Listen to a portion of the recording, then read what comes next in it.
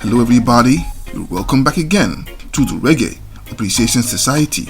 The golden era of reggae, in its traditional roots form, gave way to the almost 2-decade reign of dancehall as a dominant sound out of Jamaica that itself peaked in the 1990s and early 2000s when DJs like Sean Paul and Popcan became global superstars. That wave was characterized by high-energy digital rhythms, partying, as well as street stories and slack themes.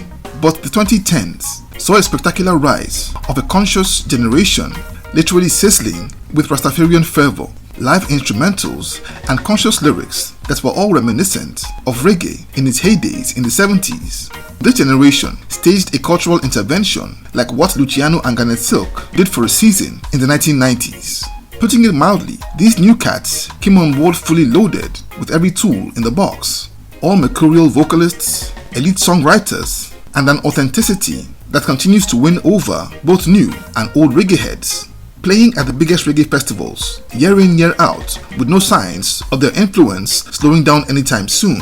But for all their achievements and accolades, there have been shiploads of critics and comments from a cross-section of musicologists, fans, and even a few legendary musicians who have poured plenty of scorn on what this generation represents, citing a disconnect with the grassroots, a dilution of the good old traditional sounds with foreign elements like R&B and hip-hop, and what they feel is a sharp decline in quality undeserving of all the hype they get, which leads us to the billion-dollar question: how good really are reggae's new artists?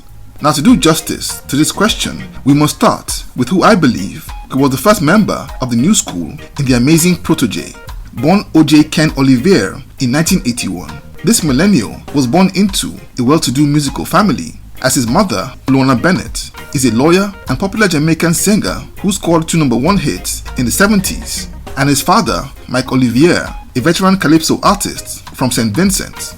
Naturally, he grew up surrounded by reggae music, with Annie Kamosi, Dennis Brown, and Bob Marley's Survival album his biggest influences. But by the time he got into his teens, he developed a passionate love for hip-hop and studied the timing, the cadence, and metaphors of rap legends like Nas, Tupac, and Slick Rick. So there was no surprise when his first mixtape, Lyrical Overdose, was heavily influenced by hip-hop. But after that, he began to dig into his reggae foundation towards the end of the 2000s as a frontline leader of the modern roots reggae revival. But while he was tapping into the essence and the blueprint of the 70s, he still retained his hip-hop influences, which he incorporated into his vocal delivery and manifested in a very modern toasting technique with a phenomenal storytelling ability. This all shined through in his debut album, The 7-Year Itch, that came out in 2011, a critically acclaimed compilation that spawned hits like Rasta Love featuring Kamani Mali and Arguments, a very tight blend of conscious spiritual tunes and songs that dealt with personal issues and struggles that would resonate deeply with the listeners of a younger age, and quickly made him a fast-rising superstar, not only within reggae circles, but also hip-hop fan bases.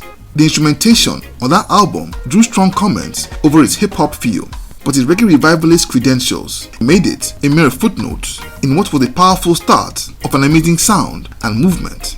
If his emergence was a boost to that movement, the rise of another firebrand young gun in that same period would take it all to a new level.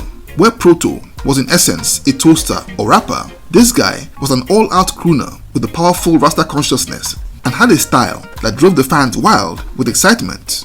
His name was Chronixx, born Jamal McNaughton in 1992. Like Protoje, he had been born into a musical family, as his father, Selvin McNaughton, aka Chronicle, was also a veteran artist who had been very active in the 90s. Simply a natural, he wrote his first song at the age of 5, first recorded at 11, and produced his first beats for popular names like Luton Fire. A keen student of classic reggae cuts from the 60s and 70s, an ex-member of a gospel group with his siblings, he acquired a heavy appreciation of reggae culture and a crisp, powerful voice.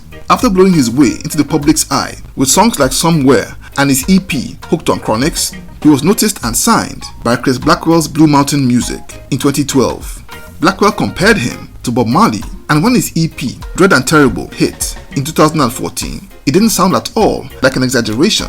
From the Super Rasta Scorcher, Alpha and Omega, the fabulous Here Comes Trouble to the amazing Capture Land.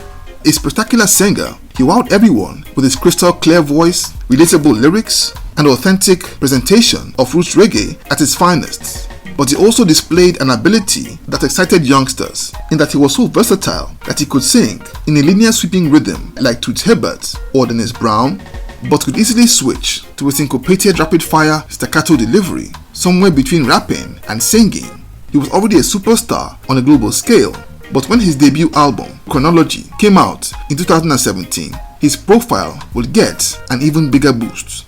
It bagged a nomination for a Grammy and reached number 1 on the US Billboard Reggae charts. Himself, Protoje, and Jesse Royal were by then the very face of the new school, but the next big thing in that space wasn't anything that anyone had expected. Let's go back a few years earlier to 2013, when a teenage girl called Michaela Simpson, but better known as Koffee, taught herself how to play the guitar and practice the chords to her favorite Chronixx and Protoje songs. By 2017, she was noticed by the industry when track and field legend Usain Bolt reposted a video that she made on Instagram and quickly became a household name. When Kokoti brought her on stage at Rebel Salute 2018, Protoje and Chronixx would take her under their wings that same night, and months later she would get signed to Columbia Records and unleashed her monster hit track Toasts and debut album Rapture in 2019, a commercial smash that would win her a Grammy Award. Like Proto and Chronixx, she also knew how to wield a sublime vocal styling somewhere in between singing and toasting, and captivated listeners big time. Though at that time, a few reggae purists had noted that all her beats leaned heavily towards hip-hop, but her brilliance was so strong that everyone ignored them. The future of reggae seemed to be extremely bright, as these superstars, along with the likes of Lila Ike, Jan 9, Raging Fire, Mortimer, and Grammy winner Kabaka Pyramid were all doing incredible things. But to be honest, there is no shortage of critics who are up in arms against these new cats, describing many of them as nothing more than privileged nepo-babies. One of the most striking examples of this criticism came from none other than Ika Mouse, who dismissed Kabaka Pyramid's Grammy for the album Calling as merely being a gift for being close to the Marleys, and not in any way for his talent, especially as that album was produced by Damian Marley.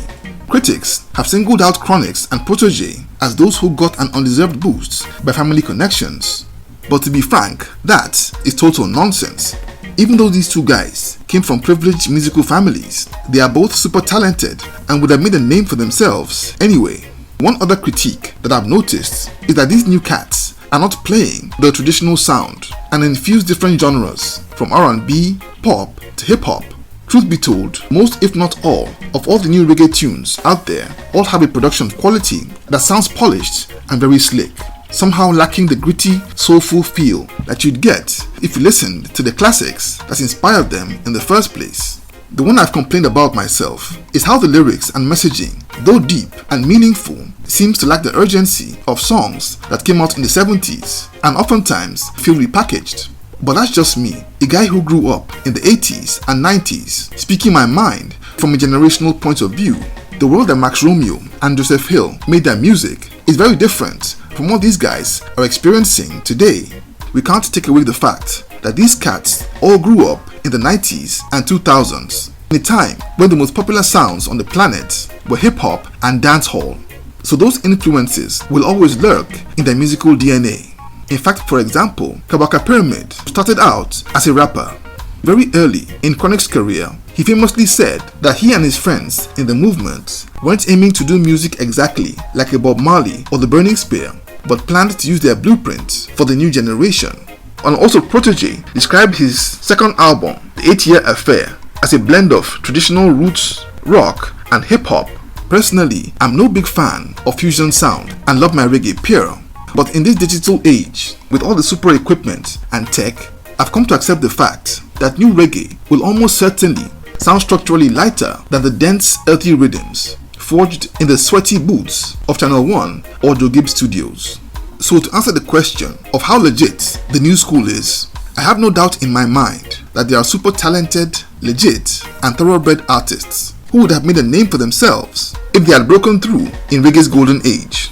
They just have the distinction of being born 5 decades after the legends who inspired them. If Bob Marley and U-Roy were millennials, I can bet it would have been just like Chronixx and Jesse Royal, all shaped by a different time and environment. Even Bob Marley himself was criticized for the rock and disco elements that he introduced to his music towards the very end of his life and career. Jamaican music has been evolving ever since the 60s, from ska to reggae and dancehall, and keeps unfolding with the passage of time. As the popular saying goes, the only thing constant in life is change, and that's the way it's always going to be. So there you have it. Thank you for watching this video today. Please leave a like, subscribe, and until next time, Jah bless.